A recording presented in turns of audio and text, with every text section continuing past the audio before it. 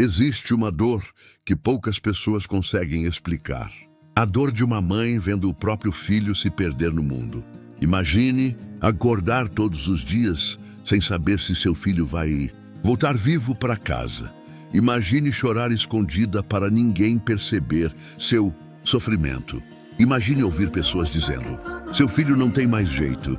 A história de hoje não é apenas sobre dor, é sobre fé, sobre oração, sobre uma mãe que decidiu lutar quando todos já haviam desistido. E talvez essa mensagem seja exatamente o que alguém precisava ouvir. Hoje, fique até o final, porque essa história pode restaurar esperanças que estavam quase morrendo.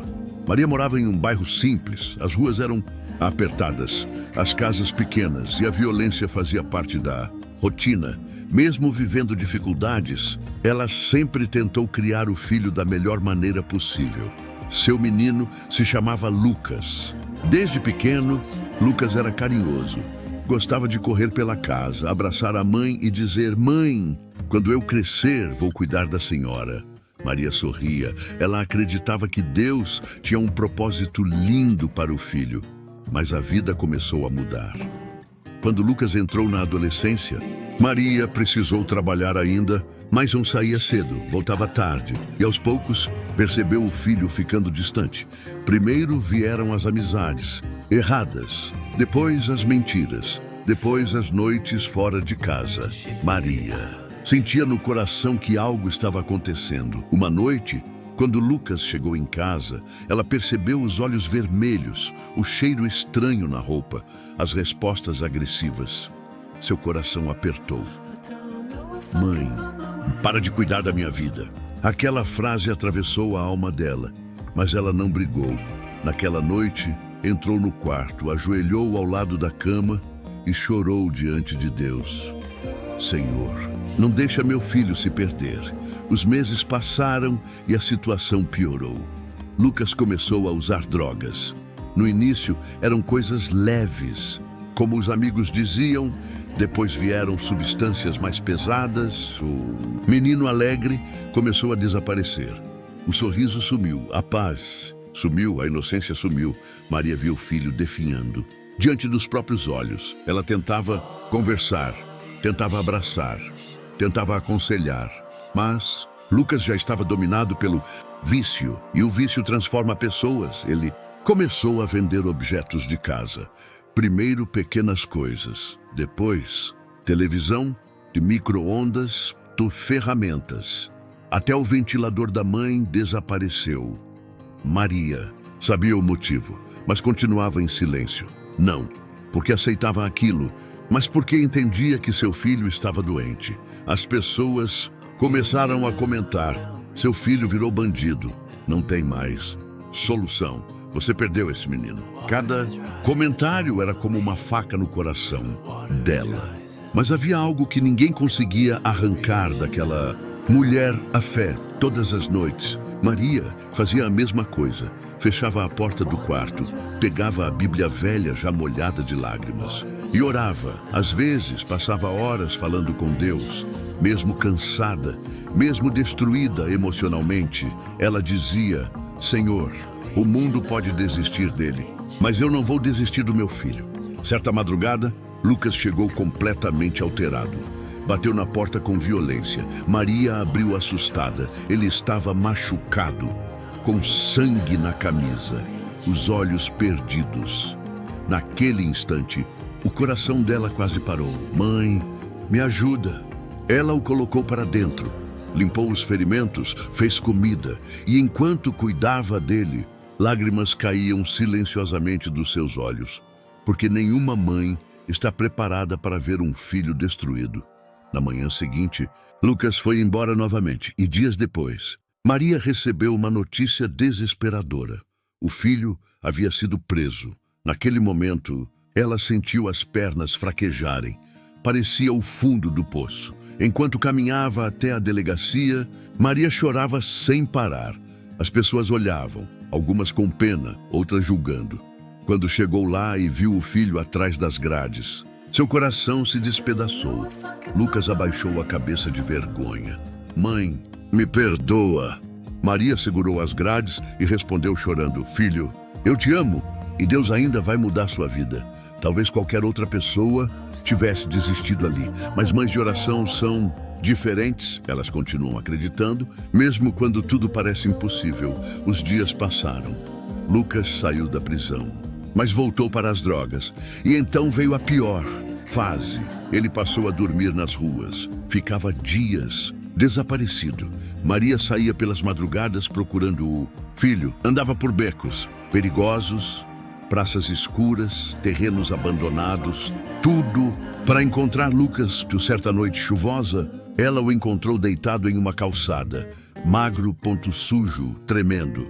De frio, Maria ajoelhou no chão molhado e começou a chorar. Abraçou o filho como se ele ainda fosse aquela criança pequena de anos atrás. Lucas chorava também e naquele momento disse algo que quase destruiu a mãe por dentro. Mãe, eu acho que não consigo mais sair disso. Maria segurou o rosto dele e respondeu: Você consegue sim, porque Deus não desistiu de você. Aquela frase ficou ecoando na mente dele. Pela primeira vez em muito tempo, Lucas começou a sentir vergonha da vida que estava levando. Naquela noite, Maria voltou para casa e abriu a Bíblia. Os olhos dela caíram em Jeremias 33:3. Clama a mim e responder-te-ei, e anunciar-te-ei coisas grandes e firmes que não sabes. Ela abraçou a Bíblia contra o peito e chorou profundamente, porque aquela palavra renovou suas forças. No dia seguinte, Lucas desapareceu novamente. E então veio o momento mais desesperador da história. Maria recebeu uma ligação no meio da madrugada. Seu filho havia sofrido uma overdose. Ela correu para o hospital quase sem conseguir respirar, enquanto os médicos tentavam salvá-lo. Maria ficou ajoelhada no corredor. As pessoas passavam. Algumas olhavam sem entender, mas aquela mãe não se importava. Ela clamava: Deus, não leva meu filho assim, me devolve ele, por favor. Horas pareciam anos, até que um médico apareceu. Lucas havia sobrevivido. Naquele instante, Maria chorou como nunca havia chorado antes, porque ela sentiu que Deus ainda estava dando uma oportunidade ao filho. Quando Lucas acordou no hospital, encontrou a mãe segurando sua mão. Os olhos dela estavam inchados de tanto chorar. Ele perguntou baixinho: Mãe, por que a senhora ainda acredita em mim? Maria respondeu: Porque Deus me ensinou que milagres acontecem quando a fé permanece viva. Lucas começou a chorar. E naquele hospital aconteceu algo que mudou tudo. Pela primeira vez, ele orou sinceramente. Não uma oração bonita, não uma oração decorada, mas uma oração quebrada. Deus, se o Senhor ainda me quiser, me ajuda. E às vezes é exatamente aí que os recomeços começam. Não na força humana, mas na entrega. A recuperação foi longa, muito longa. Lucas caiu algumas vezes. Teve crises, teve recaídas, teve dias difíceis. Mas agora ele não estava mais sozinho. Sua mãe continuava ali orando, jejuando, acreditando. Com o tempo, Lucas começou a mudar. Voltou a estudar, começou a trabalhar, passou a frequentar a igreja e lentamente, aquele menino perdido começou a renascer. Anos depois, Lucas se tornou testemunho vivo de transformação. Passou a ajudar jovens dependentes químicos, visitava lugares onde um dia esteve perdido, abraçava pessoas desacreditadas e dizia: Se Deus mudou minha vida, Ele também pode mudar a sua.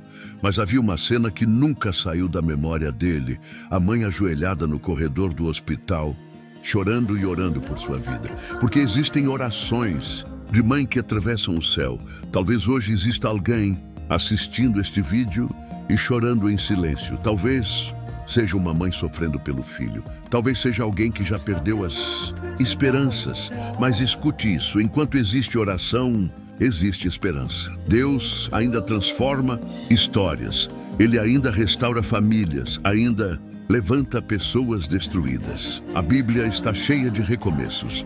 Homens Quebrados, mulheres feridas, pessoas desacreditadas. E mesmo assim, Deus escreveu finais surpreendentes. Não desista da pessoa que você ama. Continue orando, mesmo quando tudo parecer impossível. Porque milagres muitas vezes começam exatamente nos momentos mais escuros. Clama-te a mim e responder-te-ei. Jeremias 33:3. Porque para Deus nada é impossível. Lucas 1:37. Eis que faço novas todas as coisas.